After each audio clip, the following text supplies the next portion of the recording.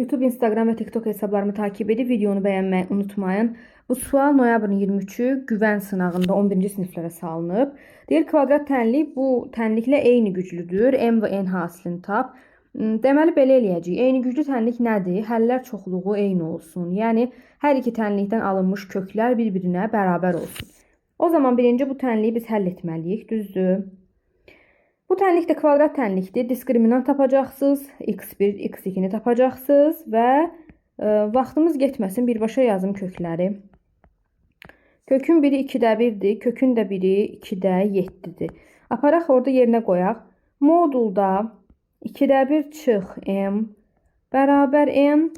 Bir dəfə də modulda 2-də 7 çıx M bərabər N. Və modulun qiymətləri bir-birinə bərabərdirsə, modul ifadələri də bir-birinə bərabər olacaq. Modulda 2-də 1 çıx M bərabərdir. Modulda 2-də 7 çıx M. Yaxşı, bunu yazandan sonra isə modulun içərisindəki ifadələri bir-birinə bərabər edə bilmərəm. Çünki burada əgər bunu götürüb buna bərabər etsək, M-lər yoxa çıxacaq. Və bir tənlikdə də dəyişən yoxdursa, həmin tənliyin təbii ki, həlli yoxdur.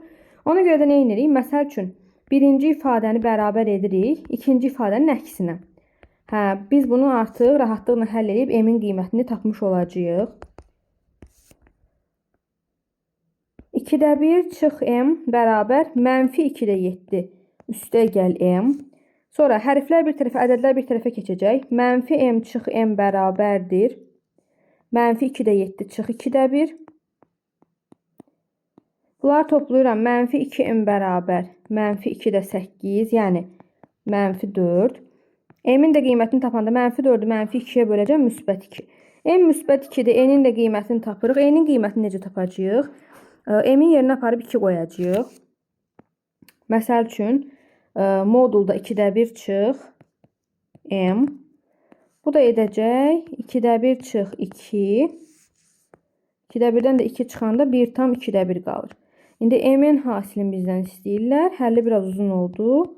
2-ni 2-də 1-ə, 1 tam 2-də 1-ə vurmaq olur. 2-ni vururam 2-də 3-ə. 2-lər getdi. Düzgün cavab 3 qaldı.